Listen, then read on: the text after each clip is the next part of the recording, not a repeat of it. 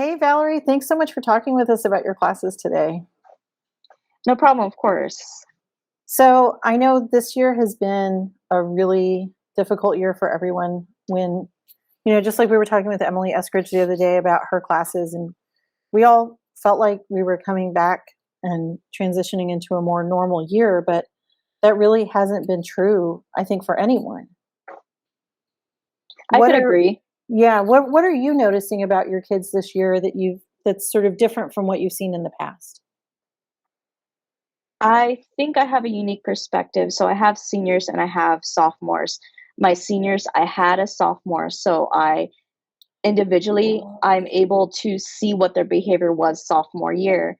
And coming back in, one thing I noticed about my seniors is that they're a lot older, they're in bigger bodies, but a lot of their behavior is the same. Of course, they're slightly more comfortable, respectful because they know me, but they have a lot of Wow. the same mannerisms from sophomore year. And my sophomores, you could kind of see that they are not like normal sophomores. They act a little bit more childish. What I noticed some of my, I guess, middle school aged family members to act like. So it was a little shift. That's a Mhm. huge advantage. The fact that you knew them as 10th graders and you're seeing them again, because you really have that, like you said, that unique perspective on who they were. And yeah, we would expect for them to come back 2 years later and be not totally different people, but to be more mature. I mean, usually our seniors, they've been at it for 12 years. They know the drill. They know what's expected of them, and they're usually the ones that we turn to show the underclassmen how it's supposed to be, right? Yeah, exactly. I've been in this situation before where my seniors come back to me that I had sophomore year, and there's always a big change. And I always comment on that. And it's something I noticed that wasn't as defined this year. Yes, I walked into Valerie's class a little bit late that day, and I knew I was going to see an AP English 4 class and an English 2 class. But when I walked in, the behavior I saw, I was like, all right, English 2. And actually, Connie was with me, and I turned to her and I was like, "This is English 2, right?" She goes, "No, this is AP seniors." And I was like, "What?" And I looked around the room and I was like, "Okay, even though they're a little chattier, and they're a little bit more, squirmish in their seats. Everyone in here, all the guys had beards, and I was like, They have okay, never facial mind. Yep, hair. they're seniors That's for sure. funny. So, how did you decide to adapt your usual lesson flow? Because you're an experienced teacher, you've been at this for a while. How did you decide to adapt what you usually do for this particular batch of students? I will say, I think it took me failing a few times. So I think I started the year off teaching my seniors in the way I start off seniors to my lessons to flow. And then the same with sophomores. But it didn't work. I had a lot of kids who weren't keeping up with the activities. Their attention span wasn't there. It was not the intellect, it was more the attention span. And I started with the seniors and I was like, well, let me just revert back to how I treated them sophomore year. Wasn't treating Mm, them like babies, but a lot more of that structure that I'm not used to for the seniors. I reverted back to that. And when it worked for the seniors, the sophomores that kind of clued me in that they probably need a lot more structure than I've ever thought before, which that was the thing that made me sit down and think because like my experience goes from like sophomore to senior. I don't have as much with freshmen. So it put me back to the drawing board. when you say structure, what do you mean? Structure, so typically seniors, I could go through a direct teach. I could give them independent work time, and then I will do like a moment where I check in with all of them, clarify some things, and then they could push back to independent time. But the independent time ends up being a lot longer where they don't have people guiding them, like, okay, move on to the next Okay, section, move on to the next section. That's what right. I do for sophomores. Normally, that's fine with seniors, but this year wasn't working. So Mhm. I started prompting them like, okay, we're on this section, let's work a little bit. And then we group together and then push them back to more independent time. Mhm. Everybody stop and let's do, right? Let's all transition in a way that's, I don't want to say purposeful, but let's all be conscious of our transition. Let's all do this together. Yes, I will agree. Exactly. Um, Kids, usually senior year, they have like a sense of time management. They could do that themselves, but Hmm. it's not as prominent this year. You could see Hmm. that shift. And Yeah, for the sophomores, they needed a lot more than that. I would agree. I saw Valerie be really direct about, okay, we're going to go back to this rubric now and highlight with her seniors. And the other thing I noticed, it's interesting that you've had these kids before, because I could tell you had a relationship with them, but and they were working really well with each other in groups, but a lot of the groups were afraid to kind of share out in front of their other peers, which to me was interesting, because seniors to me are a little bit more confident, usually a little bit more willing to share out. And I don't know, it felt like kind of back to watching a Zoom lesson where it was crickets. Like, if I couldn't send it directly in a chat to my teacher, I didn't really feel confident sharing it in front of everyone else. Do you feel like that little bit has been lost? Some of that share out and that eagerness. Yes, I will say I agree. I think it is very definite in with the seniors because they usually, when they're in person, they go through junior year, especially if they're AP, and they get a lot of that argument, that rhetoric. They get a chance to get comfortable speaking, and I felt like a lot of them missed out on that. So we're building their speaking skills that should have been built last year, and so they're comfortable with me to call me over and tell me their opinion, but it's not as outwardly as I'm used to. Yeah. Yeah. I need you to say that for everybody, right? Don't Yeah. just whisper it to me over here at Yeah. your desk. Yeah, Absolutely. definitely. You were working the room hard. You were all over the place. But then when it came to whole group, it was like you had to be the one to say, "Hey, I heard this great idea, this great point." So yeah, that was interesting. That is also very typical of them. You have your few key people who will speak out loud, but even them, some of them were a lot more quiet than I'm used to in general from what I've known in the past. Kind of back to the point you made earlier, Valerie, about really having to guide your students, and then especially English 2. We were really interested in that lesson because that is a class where students did not pass English 1, and so they're in there to gain back some of that English 1 credit through a credit retrieval situation. So we were a little nervous going into this year. What kind of behaviors would they have, both academically and socially? Are they going to be way behind? And what I saw was, most of them were keeping up with the academic content, and you were going over claims and how they were supporting the claims. It wasn't fluffy stuff. This was some high level English content. They were doing fine on that. What they really needed was just like to be told, okay, we're going to do this right now. And then kind of when you saw them get a little squirrely, okay, this is the next thing we're doing, and kind of just keep doing that over and over again. So can you talk about that lesson a little bit, and to remind you, if you talked about, it was an argument lesson, and it was over whether or not it's a good idea to stand for the pledge, or kneel or sit, and you had a for and against article that you read it. So you covered, for those watching or listening, you covered two articles in this time, and multiple choice, and still, and then some really organic questions about claims and appeals and things like that. You covered so much content in this class period. It was actually pretty incredible how much you were able to get done in 45 minutes. So I guess just talk about that kind of rapid fire movement with these kids that you kind of had to go through to have a successful lesson where they stayed engaged. I think that's something that I did notice that a lot of them, if I didn't provide a like continuous flow of things, I would lose them. Normally, with sophomores, they get a lot of structure. I could kind of guide them through the lesson, the teaching, and then give them a small amount of independent time. But I realized this year that's kind of non-existent. They know the content enough. I could tell just by their responses here and there, but if I didn't even structure their independent time, I would lose them. So that's kind of what got me to do a lot more frequent lessons where they come in and there's something. It's kind of to anticipate like their squirrely moments. So when I picked this article, I knew it was a lot of reading. I knew they're going to go through skills they've covered before. They've proved to me that they know how to do it. But getting them to demonstrate was going to require me guiding them through almost every single question. And so Yeah. that's what got me to like, okay, I need to plan something for every second. And it works most of the time. Sometimes they're still squirrely because they have so much energy and they need a lot of attention outside of the academics, what I've noticed. I appreciate you saying that, because you scaffolded the process. I mean, the product. Sorry. the process, but not the product. Like, you're still expecting them to deliver these high level Mhm. answers, even though you know that they did not have successful grades in English one. But you were like, no, you know this content, so you respected them where they were at and Mhm. said, I know you know this content. That's not what you need necessarily. What you need is me to, scaffold how long you're doing it and how you're doing it. And one of the other things you did, it was a pretty squirrely class, but you weren't afraid to embrace like good teaching. So the first thing you had them do is do a quick post-it response to something, and then get up and put it on the wall.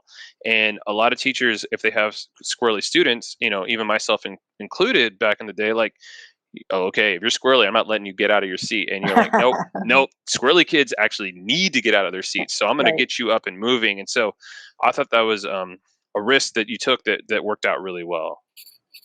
I think that's something that I think I learned early on, not just with this class, but like previous classes. My Squirrelies kids, if I get them to move, they're a lot less likely to interrupt me as often. They will always interrupt. I think it's their nature, and they kind of like need to work through that. But that's why I kind of plan some of those things, get them moving. Um, I've had other lessons where they do the similar skills, but they have them moving around the room. And for some reason, that burns the energy that would have come across as like an interruption for the lesson. And so it helps, especially for those kiddos. And then we have a small class, so it kind of worked in our favor. And it was little things too, right? So get up and go put your Post-it on the Mhm. door, or now go get your writer's notebook, or put your notebook away, or and I'm with Tony, in a normal year we would have tried to streamline those processes so that kids don't have as much chance to get up out of their desk and go bother their neighbor or go mess around in the corner, or but this is a year when kids need that movement. And yeah, I mean, I'm with Tony too. I'm starting to think I was doing it wrong all these years. I needed to give my kids that, even if it was just a 2-minute state change, that quick moment of movement so that they can break that, they can enter that state in their brain so they can have that shift and then be more ready to connect and to engage and concentrate even longer. I agree with that. I think I accepted that these kids will probably interrupt. And so I think there's a moment that I reflected back. Either they could interrupt in their own time, or I Mhm. could unknowingly schedule moments where it's a little okay for the interrupt because they are already walking around and they That's feel like smart. they're in control, but it's really like I planned this time. I know y'all are gonna say or do movements during this time, so it's planned and it doesn't throw off our lesson as much. And I do notice that in the days I don't schedule as much of these breaks, that the interruptions are very sporadic as opposed to when it's more controlled. Mhm. And you had a lot because okay, so we created that graphic map of your lesson, and you had 8 different activities or 8 different transitions from the opening to direct teach to student-centered time, direct teach, student-centered time, direct teach, the assessment, the debrief, end. That's a lot of transitions in a lesson, in just a 50-minute lesson. It is, and I will say it's exhausting to plan that, so it's not achievable every day. I don't always achieve it. I think I try to at least get to 6, especially when I'm trying to teach them a new concept, but it is helpful, it's useful. It requires me kind of to be around them, Mhm. but I also get the most out of them.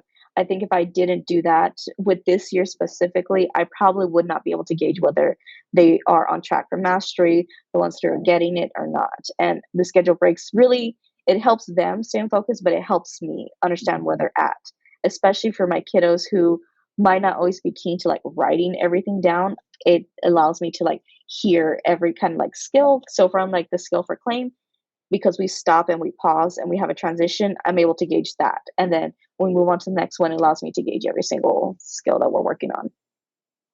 Two more, one very subtle teacher move, but a couple of the teacher moves that I want to talk about was you had a student who, when you were debriefing, I could tell he was getting anxious about how many questions he was getting right and wrong, and uh, and you could tell he was kind of, I don't know. I was worried he was gonna zone out, like just be like, put my head down. I'm over Yeah. this. And you walked over him and you asked him a question, a personal question, something about his family, and he answered the question, and you immediately were able to get him back on task. And it was, it was a small thing, and I don't know how many teachers would in that moment like think of that as another state change. Like, I'm going to clear your head of what's bothering you, talk about something that's important to you, and then we'll get back to the lesson. So I thought that was a smart move, especially with a population of students who weren't successful in English last year, and I would guess probably have, if you look at all their grades, probably weren't, have always struggled with English or just not been excited about the subject, and you were able to get them back on track pretty quickly. Yeah, I think it took paying attention because in that class you have personalities that they are fine with the competition, like, oh, I got it wrong. Okay, next time that they're feeding off that competition, but there's others that are deflated. I think he was one of those kiddos, and usually just getting him talking helps him not check out because he has checked out before when he feels like he's failing. Yeah, of He feels course. like his language skills is a lot lower than the other kids, but that's just because they're more talkative. So when you get him to talk, he feels like, oh, okay, I could talk. I know how to do this. Mm, It was a good, like, shift for him.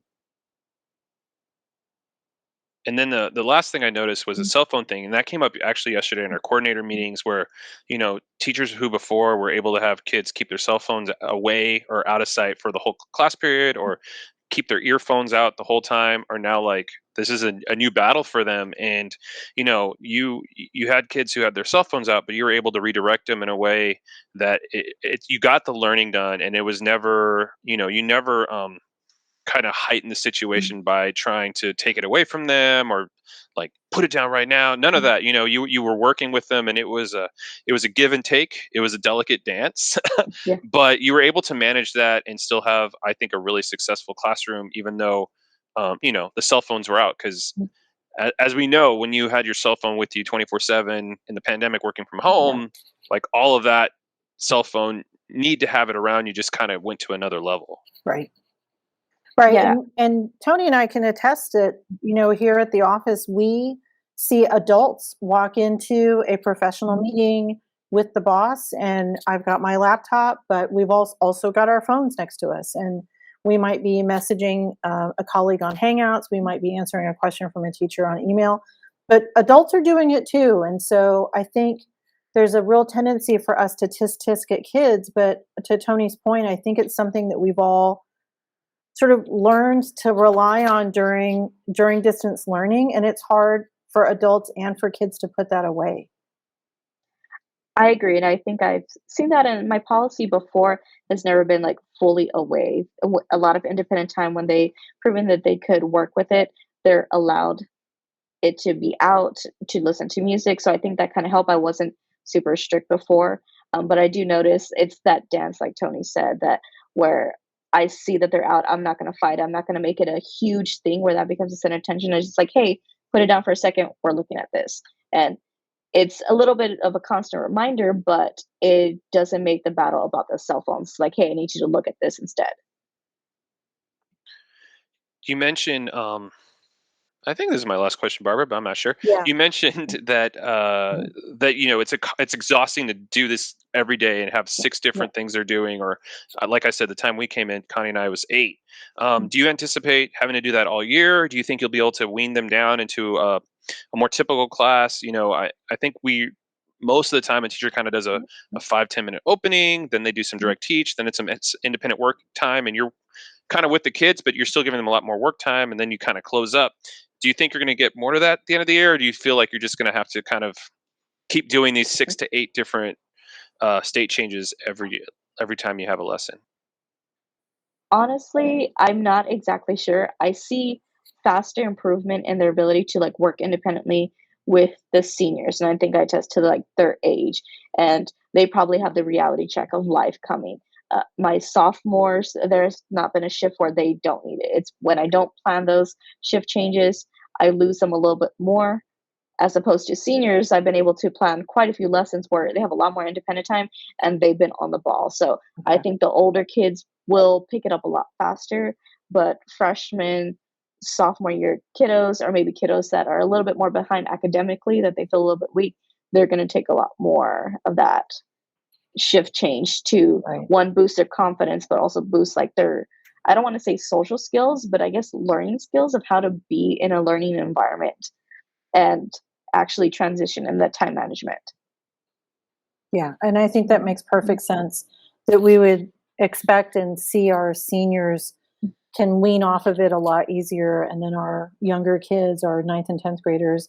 And I think this is good advice for our middle school colleagues as well. But those 9th and 10th graders are going to need a lot more structure and a lot more purposeful transition in order to make their lessons work. I love that you said a minute ago, I've succeeded, but I've also failed a lot. And it's those times when I pull back too much, when I don't have enough switch and transition and mental change, where I feel like the lesson starts to, I start to lose my kids and they're not as focused and engaged. Yeah, I've learned from my mistakes, and I'm also like, okay, that they happen, they still will happen. That's the biggest thing I'm trying to give myself grace on, especially when we start moving to different content, to be okay with it failing and then just picking up and trying again. I love that. Thank you so much for talking with us, Valerie. This was a great conversation. We always love hearing about you and your kids. Of course, you're welcome.